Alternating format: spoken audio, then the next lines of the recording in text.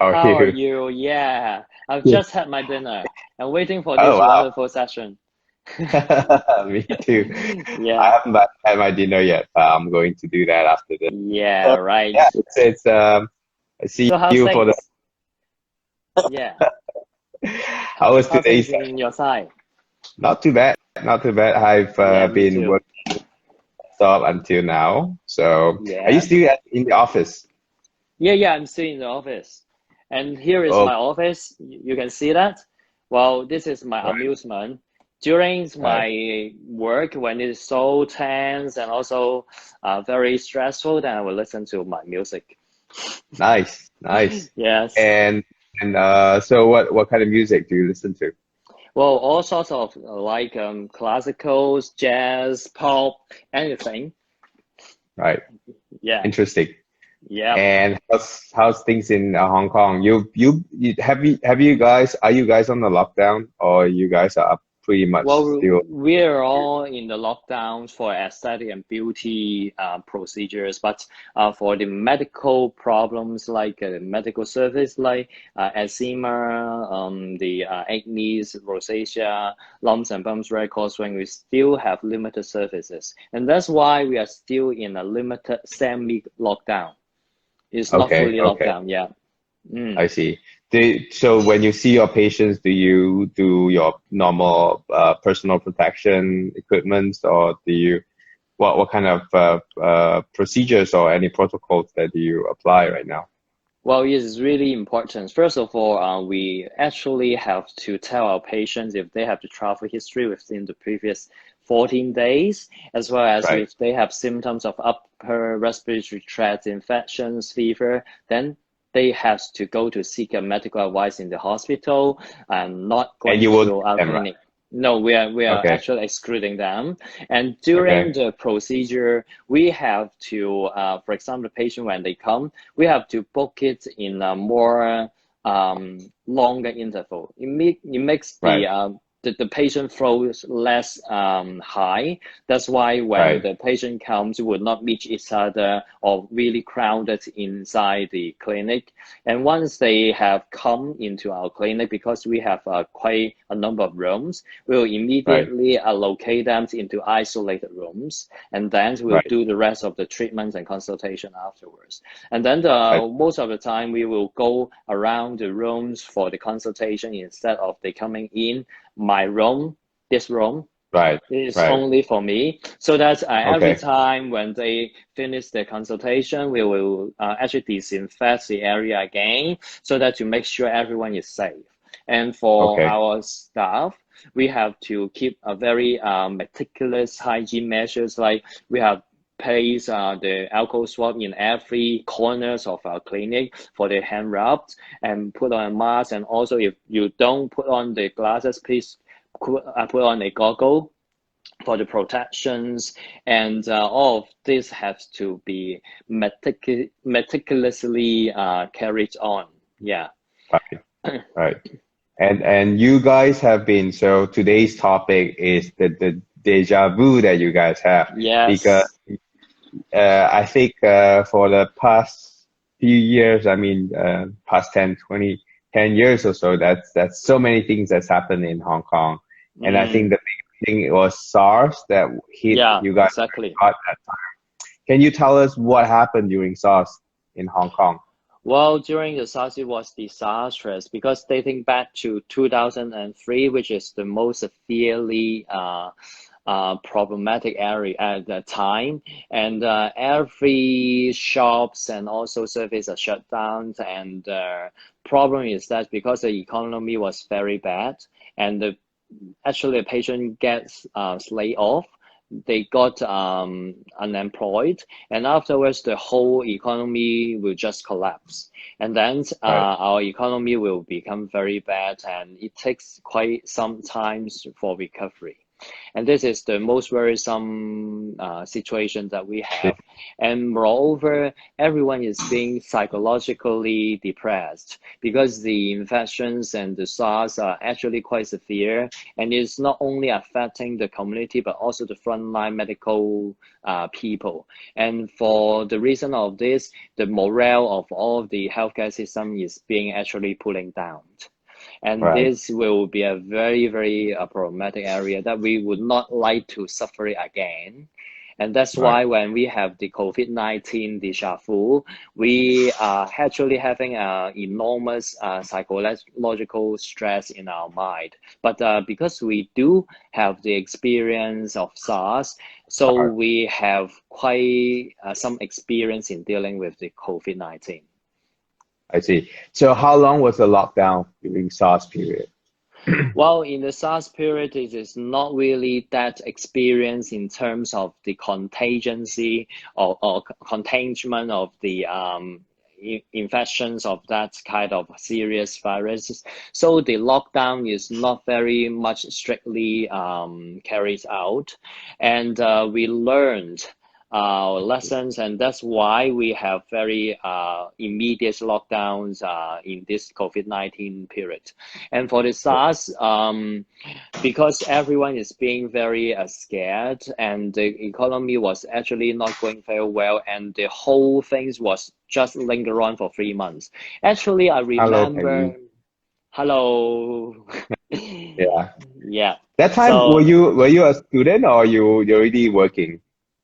Yeah, I'm. That time, were you a student or were you already working? Well, actually, I'm in the clinical years, in my clinical years, and it's still a student. So we are very struggling of how to put on the PPE, how to put on the N95. What is the procedure when you gown up or degowned? And I remember there was a very interesting part is that when I go to the isolation ward, when I get out of it, then I have to follow very strict conditions or measures and kind of procedures to degown it. But during the degowning procedure, I found that I have one small step wrong. And then the whole night during the sleep, I cannot really fall asleep. Because of that, that minor mistake may actually cost my life. I was just preoccupied with the thought again and again. Unfortunately, after 7 days, I was pretty good, no infection. So I was just feeling more released at that rate. Do you think that SARS was scarier that time? Because nobody heard of any kind of, because that time we don't have MERS yet. We don't even know about coronavirus that well yet. We heard about it, but it's not widely known, and it's killing a lot of people. Like comparing the mortality rate, I think SARS mortality rate was much higher. Yeah. Were you scared? Like, were you like thinking, oh my God, if I get it, I'll die tomorrow, kind of thing? Yeah. That's what I shared. That even though you have a minor error during your degowning procedure, then you have the nightmare for the whole day. Okay, and really bad because at that time the SARS mortality rate is around about 17%, and this is infecting 1,070 odd patients in Hong Kong. So it is really a new kind of impact to the healthcare system, and that's why we are all very scared. And the problem is that we are very scared that the SARS may return and return again, because the infectability is quite high. And the worst thing is that during the infection, it is not because your immune response is not strong enough. This is because we are afraid that your immune response is too strong enough that causes it to melt down your own lung. And this is the problem. So that we have to give a lot of the very high doses of the steroid and results in a lot of complications. For example, the AVN. Okay, the avascular necrosis of the bones, resulting in quite a lot of patients, very locomotive, very young, but they have to walk with their sticks afterwards. Right. So it's Right. really a problem. Mm. And that time, most of the victims of SARS are they mainly younger patients? Mm. Well, actually, for the SARS, there's no preference of infection. So actually, everyone will be being infected. But for the younger patients, because the immune system is more intense, they are very much prone to severe respiratory failure, and then will succumb afterwards. And Yeah. we know that there are quite a lot of the medical carers, around 100 of them are being infected, and quite a number of them, because of this, die of the disease. And this is the really sorrow part in our hearts about that. Right. Okay. Yeah. So that time, how long did it take for Hong Kong to finally say, okay, we are in a safer kind of period? How long did you guys have to go through before you guys felt comfortable going back to normal life again? Well, I remember that it was February 2003. This is the first case that appeared, and then Right. it goes for around about 5 whole months. That is not until July 2003, we Right. declare that we are clear of the disease. And this Right. is really taking around 5 months in order to get all the things settled. Yeah. How So bad? Yeah, you were saying? Yeah, go ahead. yeah, right. Actually, but you know that the incubation period of the SARS is only 7 days. So it is Right. easy to define which one is infected within a short period of time, and the symptoms and manifestation of disease is usually quite severe. So that we Right. can actually identify the infected patients very easily. And then Right. to declare the clearance of disease requires 2 times or 3 times of incubation period. So it means 2 to 3 weeks. So it is Right. quite easy to declare it is clear of the disease. But for the Right. COVID-19, the infectability is very high. And then Right. the incubation period can be 14 days, or someone will advocate can be up to 25 to 28 days. It is Right. very, very lengthy. And very Right. importantly, the symptom is very vague. It is Right. easy to be biased with the normal flu or cold, and this will make the Mm-hmm. diagnosis very difficult, and that will make the whole picture very difficult. So even though Yes. for the consideration of incubation period, if we really have to declare it's clear of the disease, we need 1.5 months Right. disease-free periods in order to declare it. So it's Right. really a big challenge. Right. Yeah. And because of SARS, do you think that people are more aware and are they more relaxed because they've been through that? They kind of feel like, okay, this is not as fatal as SARS, even though yeah, that's the symptoms are quite vague and we couldn't really tell who has it, who doesn't.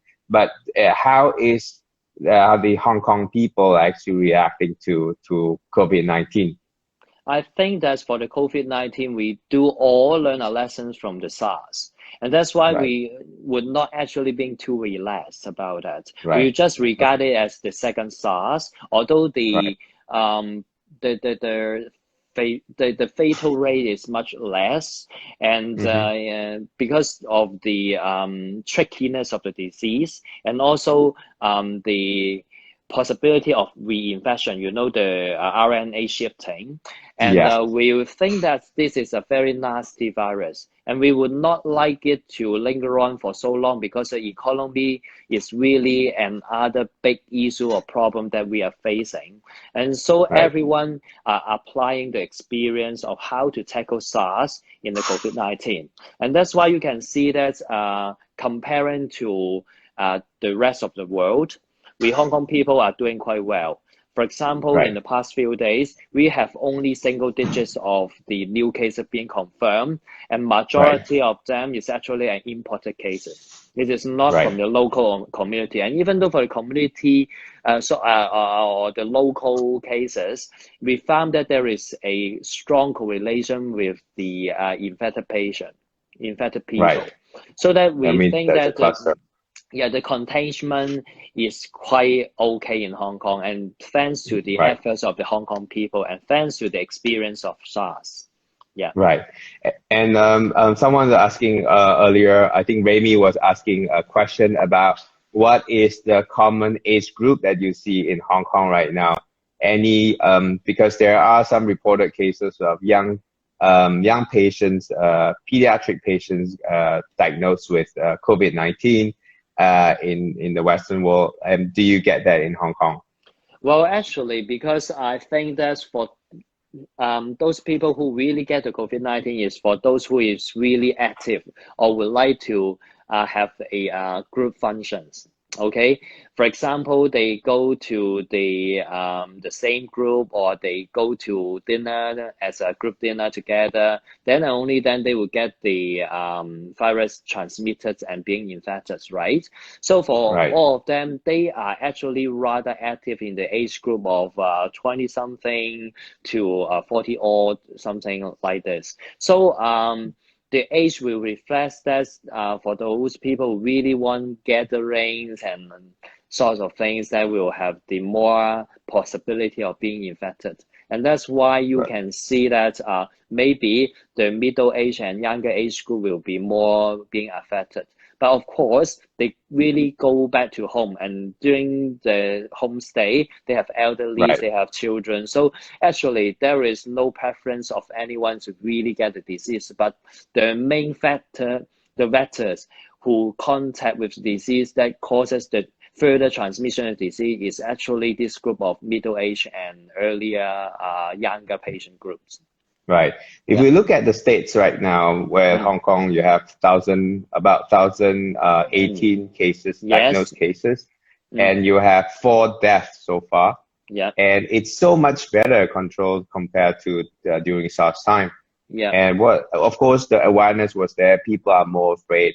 And the four person that unfortunately deceased, are they in the older age group? Are they in the 60s, 70s, or are they still some young patients too? I think that most of them is actually for those who have the comorbidity.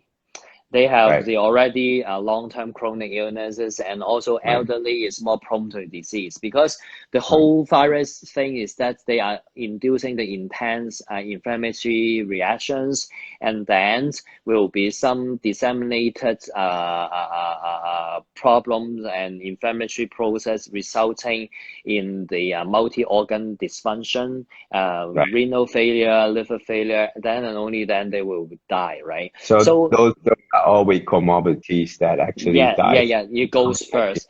And younger patients, they may have more severe disease. Then it really depends on whether or not there is a good medical support. When there is good medical support, there is mental ventilator, there is ECOM machines, and their survival rates will be much higher. The problem is that when there is a sudden low of a lot of patients being infected, and they have to depend on the ventilator sort of things, but there is not enough supportive medical system, then they can only do nothing but wait to die. And that's why the problem. So you can see that when there is a high numbers of infected cases, you can see that the death rate will be much higher in that area. Even though for Hong Kong, because the infected rate is not very high, and we have very good medical support, and that's why every single of the patient will get very good medical attention, and that's why we can maintain their life, and then finally they will get through the disease and then discharged. And you say that, and you say the government has been doing a good job doing a lot of surveillance and control. I think that the government is doing okay, and the most important thing is that we Hong Kong people are doing very good, and also the medical system in Hong Kong is actually not that bad. That's why they can really support their cases load now being in Hong Kong, and that's why we are still doing a good job. It's not actually overloaded. The problem is that when the system is being overloaded, then the death rate will go up. If it is not overloaded, then we can do our good job.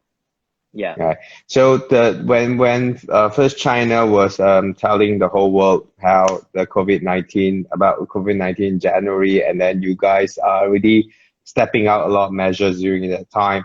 Were Mhm. there a lot of information exchange between Hong Kong and China that time? I think so because from the news, we also read a lot of information from the exchange of the both governments, and things are doing quite okay at that time. Although sometimes we think that the reactions of the government is not that immediately, but the good thing is that we Hong Kong people really has experience in the past as a SARS, so that we are still managed to contain the disease and do a good job in this way. Right. And what do you think is the single most important effort that Hong Kong, all the Hong Kongers are actually doing to combat this COVID-19? Well, definitely it is a personal hygiene. Yeah, Right. because the COVID-19 is actually nothing more than a virus. So when Right. you cut the link of the transmission line, then you will win the battle, right? So Right. everyone wear their mask when they're on the street, because wearing a mask is not actually to protect yourself, is to protect the others, because it will Right. prevent the droplet formation, prevents the direct contact, and also prevent the aerosol formation. And this is Right. a presentation of love. And then Okay. wash your hands, use the hand rubs, and also you use the soap to wash your hand frequently. Then you will be okay. And then the environmentally, you know that in Hong Kong, we sterilize the public area surface for every 30 minutes to 60 minutes. And this will not allow a single virus to survive for any longer. And that's why Right. this all kind of the measures will really make the disease very well contained. Did you guys actually sanitize all the public transport and all the public areas Yes, frequently? yes, Right. yes. And we have to disinfect it for every 30 to 60 minutes. For example, in the mass transit railway, there's a subway of Hong Kong. They regularly really sterilize the handles and the seats, and the air filter system, they have upgraded it in order to have better filtering of the viruses during this really sensitive period of time. Yeah. So was the mall actually empty? Was the market closed down during this period of time? Yes, a lot of mall is being closed down. So, for example, in Central, you know Lan Kwai Fong? Lan Kwai Fong Yeah. is really a very fun place for hanging out with your friends, but you don't see a single person's shadows after Right. 10 o'clock here, because Oh, everything okay. is being locked down, and everyone know that their responsibility to do good to cut the links of infections. So that's we Was close it up a lot just of things. recently, or was it has sort of started doing since January? I think that since January, and I think it's since February, Mhm. the things are actually doing like this already, and you can see that Right. the shops are closing very early on at night. For example, when you go to the restaurant, you don't see much of the people really having the dinner in the restaurant. And the shops are closed very early on. In the past, maybe close at 10 o'clock, but now it's closing at the 8 o'clock.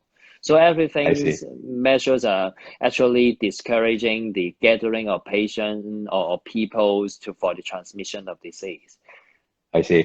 Your lockdown was just started not too long ago, right? The Yep. recent lockdown that you have. When Mm. did you have started having this lockdown? Well, I think it's since 10th. Yeah. So Of now it's April, right? 16. Yeah, 6 days ago. 10th. Yeah, six Uh, days ago. So it's why not was the longer. lockdown? Because it was I think it was pretty good at one point, and then Mm-hmm. suddenly there was a surge, right? And then suddenly that you guys implemented the lockdown. Yeah, because in the first phase of the pandemic, it is actually doing quite well for Hong Kong. It has been dropping of the newly infected case to single digits. However, um, dating back around about 1 month ago is when the people start to come back from their trips or from their abroad study. So the new cases being confirmed shoot up is up to 80 odd a single day. And then the government is thinking of there might be a risk of the increase in the infection during the community, and that's why this time they learn a lesson, so that they react very quickly and then implement the lockdowns immediately in order to prevent any further possibility of the community acquired disease. And this is really good in some sense, and it will give you, although it is only 2 weeks, but if the 2 weeks afterwards being past, the whole condition is being stable, then the economy will be grow up very easily afterwards. If we don't do it very well and the infections being keeping on and there will be a community acquired disease, then we will declare a very battle scene for the COVID-19. Is really a bad thing. Emergency of state, right? And what state of emergency?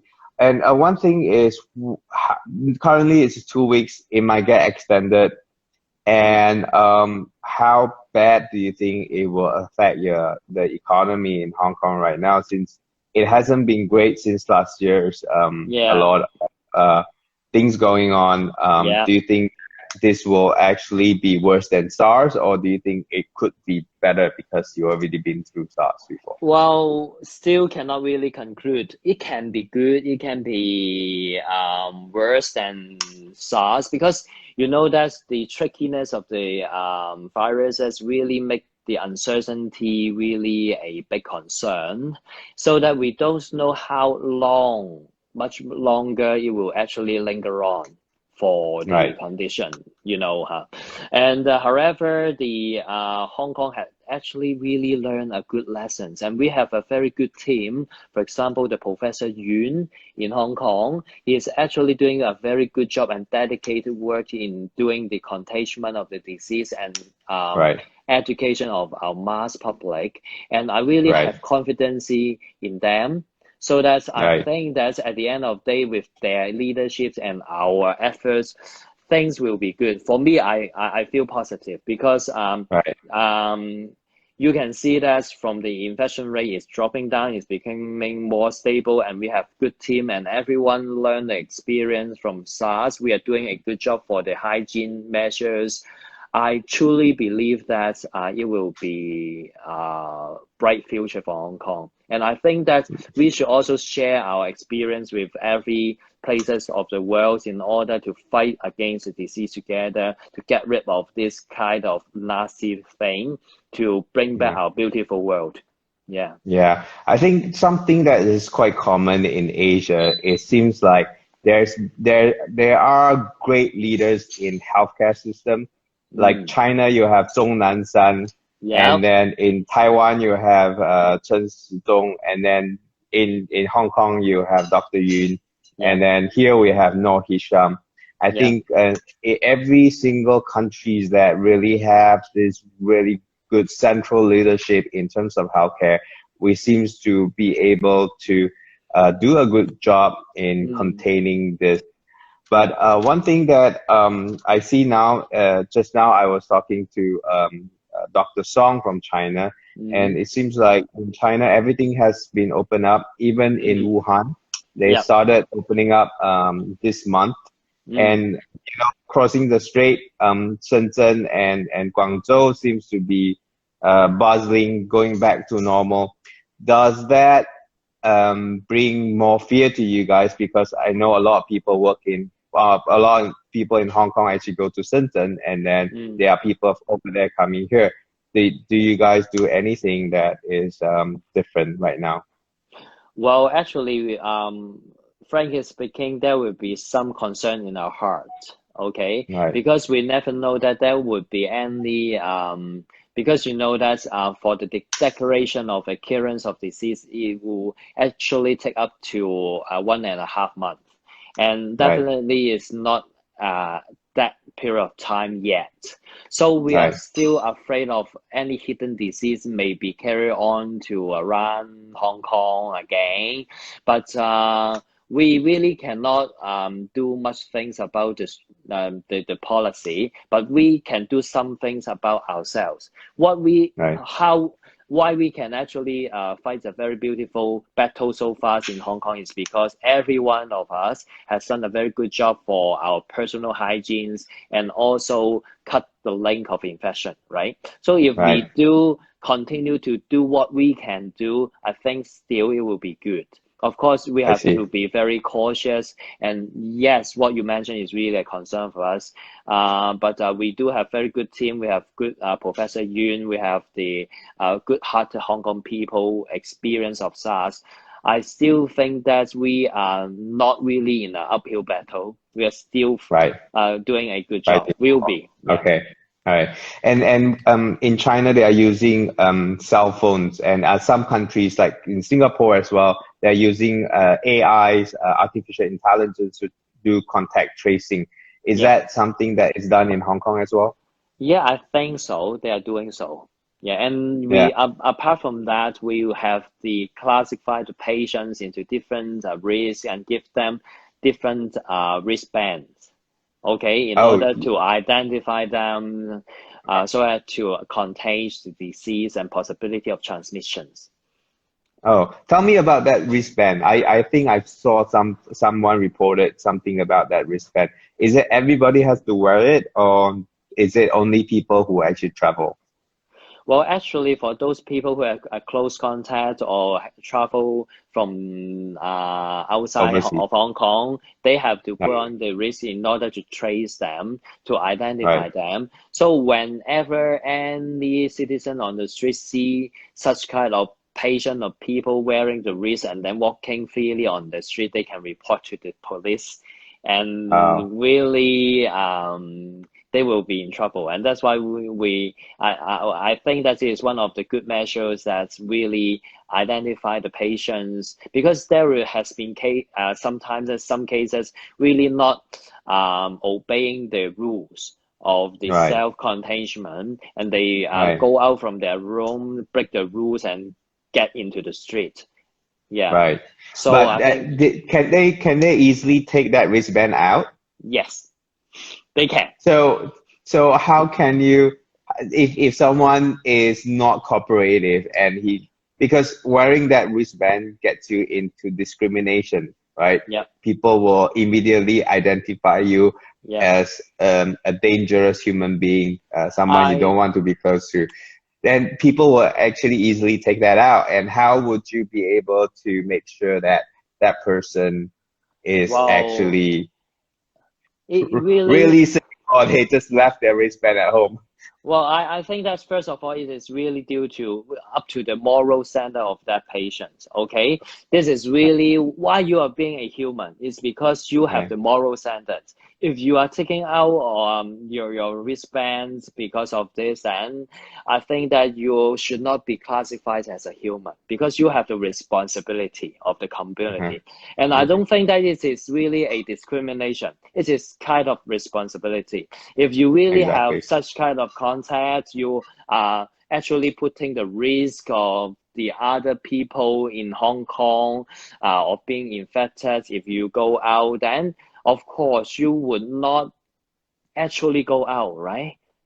This is your responsibility, right? Yeah. So I don't think it is really a discrimination. When I see that someone is wearing a wristband and walking on the streets, of course I would definitely report them. Yeah. I think it is a social responsibility to kind of play your part and not to spread into the community. And I do think that Hong Kong is doing great work. And in fact, even though it's so close to the epicenter of the whole COVID-19 shenanigans, but if you look at Asia right now, the numbers are still contained in such a way that even now, I think some of the Western countries overtook Asia as a whole in terms of numbers. But having said that, we might have cases of underreporting as well as, I think, it's not that it's doing intentionally, but I think there are some limitations in terms of being able to trace it down as effectively as some other countries. But anyways, I think hopefully in Asia we can get this over with as soon as possible. Should be. And one more thing is the last question before we end this is how do you think that you can get over this COVID period, and what are the things that you foresee that will happen in Hong Kong that could actually fight in terms of economy as well as in terms of in our aesthetic industry in Hong Kong? Well, for the aesthetic industry, of course, it's a great impact. And actually, for the aesthetic kind of business, I've been dropping around 50%. And actually, because of this, I have to turn more of my service back to medical. For example, varicose vein, lumps and bumps, excisions, as well as some of the skin disease like rosacea, eczema, and acne, something like that. And for me, because I'm actually having more spare time, so I think this is really a luxury for us to have a very good team building and also the training, because in the past when we are very, very busy, we don't have even enough time to have good communication, good training. So I'm actually taking this advantage of more leisure time in order to train up my team to make it more professional. When my team is more professionals, then we can actually prepare for the periods after the COVID-19 pandemic. When it is over, our team is becoming more professional than the others, and then we have better position of competing for better profits at that time. For me, I think that because the COVID-19, you know that the linger on period will be very long. I think the economy recovery will be a little bit sluggish. But don't be afraid, because when you really have the ability, you have the spirit, you can maintain your whole team. The whole team means yourself, my nurses, my technicians, my back office, as well as the patients. And then when the whole team is being maintained, the whole thing will recover eventually. We just have a harsh transitional time, but no matter how harsh it is, it will get over eventually. So I truly believe, and that's why I think that during this kind of time, your patient is not coming to your clinic, you should also show a lot of concern to your patient. For example, test your patients, even though they are not coming to your clinic. You have to advise them to do very good personal hygiene, what measures they can do in order to help with the fighting with the COVID-19, asking them if they have enough masks. If we have the channels of getting more masks, we can get more masks for our patients, our friends. And this is what we should do. We have a lot of things to do, and I think that I'm even more busy than during the non-COVID-19 time. Like some will say difficult times or trying times actually build characters, or actually reveal characters. And I think that's a good word for it. And I'm glad to see you twice in a day. Me too, my brother. And it's always great seeing you. And then I think that there will be a few webinars coming out as well. So it's good to stay in touch and stay safe. And so I'm glad you are. Wow. Hello. Hello. It's my colleague. We're all here to support you. All right. Okay. Thank you so much. Okay. Thank you. Keep in touch. Thank you. Okay. Bye-bye. Okay.